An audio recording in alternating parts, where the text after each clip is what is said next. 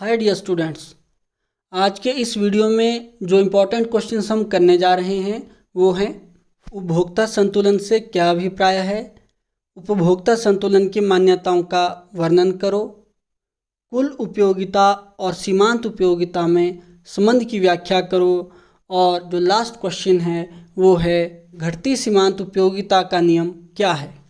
तो आइए शुरू करते हैं। उपभोक्ता संतुलन कंज्यूमर्स इक्विलिब्रियम से क्या अभिप्राय है। सबसे पहले तो एक उपभोक्ता कंज्यूमर है क्या? जो आवश्यकता की संतुष्टि के लिए वस्तु या सेवा की उपयोगिता का प्रयोग करता है।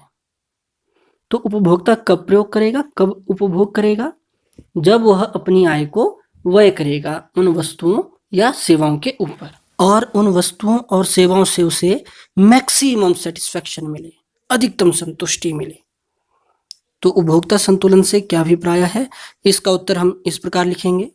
उपभोक्ता संतुलन वह स्थिति है जिसमें एक उपभोक्ता उस समय संतुलन में होता है जब वह अपनी दी गई आय को व्यय करके अधिकतम संतुष्टि प्राप्त करता है। अब जो नेक्स्ट क्वेश्चन है हमारा कि उपभोक्ता संतुलन की मान्यताओं का वर्णन करो। अब उपभोक्ता संतुलन की ये जो मान्यताएं हैं इनका वर्णन हम उपयोगिता विश्लेषण के आधार पर ही करेंगे। तो उपभोक्ता संतुलन की मान्यताएं निम्नलिखित हैं। नंबर 1, उपयोगिता का गणनावाचक माप। इस मान्यता के अनुसार उपयोगिता को गणनावाचक संख्याओं जैसे 1, 2, 3 आदि में मापा जा सकता है। दूसरी मान्यता है उपभोक्ता विचारवान होता है, रैशनल कंज्यूमर। विचारवान उपभोक्ता वह है जो अपनी सीमित आय से अधिकतम संतुष्टि प्राप्त करना चाहता है।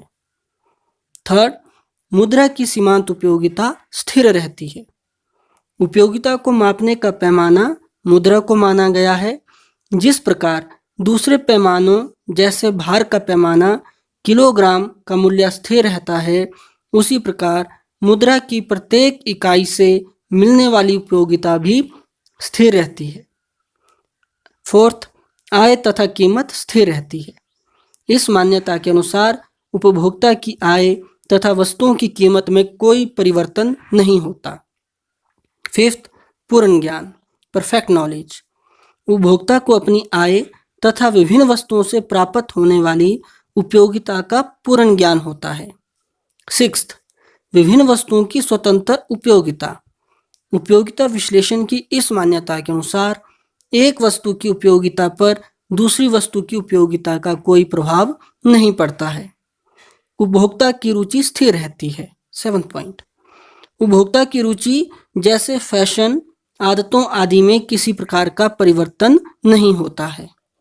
अब नेक्स्ट क्वेश्चन है कुल उपयोगिता तथा सीमांत उपयोगिता में संबंध की तालिका व चित्र सहित व्याख्या। पहले तो यह जानना आवश्यक है कि कुल उपयोगिता क्या होती है। कुल उपयोगिता है किसी वस्तु की विभिन्न इकाइयों के उपभोग से प्राप्त उपयोगिता का जोड़।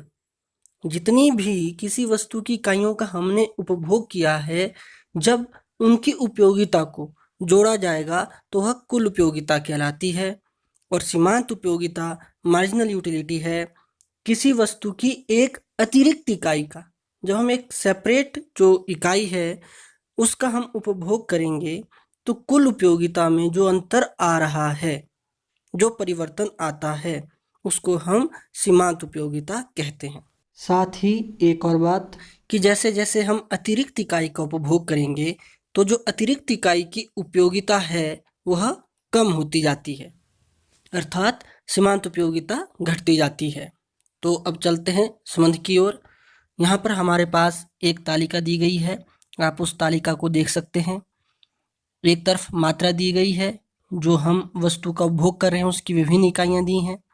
कुल उपयोगिता दी गई है, सीमांत उपयोगिता दी गई है और उनका संबंध दिया गया है। तालिका में आप देख सकते हैं कि जब वस्तु की एक इकाई का उपभोग किया जाता है तो कुल उपयोगिता 8 है। जब 2 इकाइयों का उपभोग किया जाता है तो 14 उपयोगिता है कुल उपयोगिता। जब 3 इकाइयां, तीसरी नहीं, जब 3 इकाइयों का उपभोग किया जाता है तो कुल उपयोगिता 18 है, और जब 4 इकाइयों का उपभोग किया जाता है तो कुल उपयोगिता 20 है। 5वीं इकाई पे भी कुल उपयोगिता 20 ही रहती है।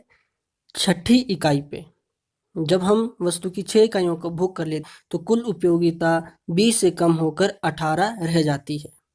यहाँ पर ध्यान देने वाली बात यह है कि कुल उपयोगिता पहले बढ़ रही है और फिर उसके बाद कम होती है, लेकिन कुल उपयोगिता धनात्मक ही रहती है। अब हम चलते हैं सीमांत उपयोगिता की ओर। तो आप देख सकते हैं कि पहली इकाई का उपभोग करने पर सीमांत उपयोगिता 8 है। जब दूसरी इकाई का उपभोग किया जाता है, अर्थात एक अतिरिक्त इकाई का उपभोग करने पर सीमांत उपयोगिता 6 रह जाती है। तीसरी इकाई का उपभोग करने पर आपके पास सीमांत उपयोगिता 4 रह जाती है।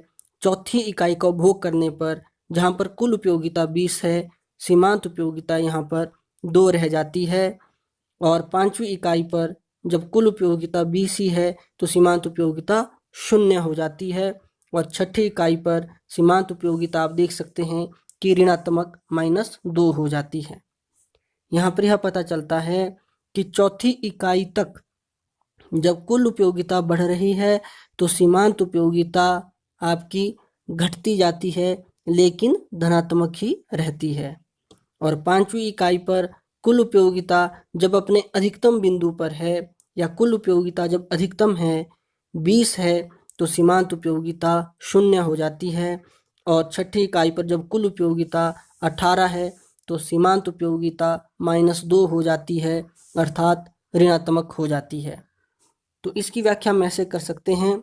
नंबर 1, वस्तु की अतिरिक्त इकाइयों का लगातार उपभोग करने पर उनसे मिलने वाली सीमांत उपयोगिता कम होती जाती है, परंतु एक सीमा तक कुल उपयोगिता बढ़ती जाती है। आप देख सकते हैं 4 इकाइयों तक जो आपकी सीमांत उपयोगिता है वह कम होती जा रही है, लेकिन कुल उपयोगिता बढ़ती जा रही है। दूसरा, जब तक सीमांत उपयोगिता धनात्मक रहती है कुल उपयोगिता बढ़ती जाती है। तीसरा, जब कुल उपयोगिता अधिकतम होती है तो सीमांत उपयोगिता 0 हो जाती है। आप देख सकते हैं 5वीं इकाई पे जो कुल उपयोगिता है वो 20 है, जबकि सीमांत उपयोगिता 0 हो चुकी है, और यह अवस्था पूर्ण संतुष्टि की अवस्था कहलाती है। 4th, जब कुल उपयोगिता अधिकतम होकर घटना प्रारंभ करती है, 20 से 18 हो जाती है, तब सीमांत उपयोगिता ऋणात्मक हो जाती है, जो कि -2 दर्शाई गई है। 5वां, सीमांत उपयोगिता धनात्मक, 0 या ऋणात्मक हो सकती है, जबकि कुल उपयोगिता हमेशा धनात्मक ही होती है। अब हम इसकी व्याख्या चित्र के द्वारा भी कर सकते हैं। आपके पास यहाँ पर चित्र दिया गया है। चित्र आपने तालिका के अनुसार ही बनाना है और पेंसिल से ड्रॉ करना है।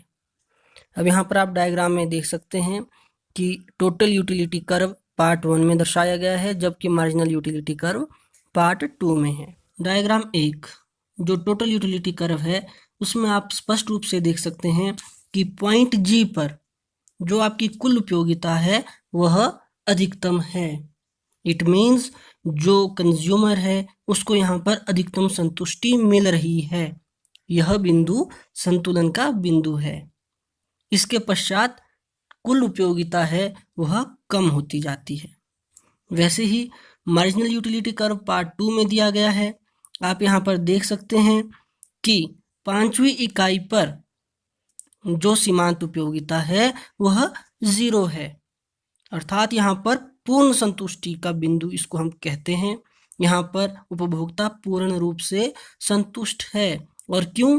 क्योंकि उसकी कुल उपयोगिता जो ऊपर वाले डायग्राम में हमने देखी थी वह अधिकतम है, और इसके पश्चात भी यदि वह उपभोग करना प्रारंभ रखता है तो उसकी सीमांत उपयोगिता ऋणात्मक होना शुरू हो जाएगी और कुल उपयोगिता कम होना शुरू हो जाती है। तो इसकी व्याख्या हम इस प्रकार लिखेंगे। यहाँ कुल उपयोगिता तथा सीमांत उपयोगिता के संबंध को चित्र द्वारा दर्शाया गया है। चित्र 1 में कुल उपयोगिता व चित्र 2 में सीमांत उपयोगिता को दर्शाया गया है। चित्र 1 में टोटल यूटिलिटी कुल उपयोगिता वक्र को प्रकट करता है। G बिंदु तक टोटल यूटिलिटी कर्व या वक्र ऊपर की ओर उठ रहा है तथा यह बिंदु अधिकतम कुल उपयोगिता को प्रकट करता है।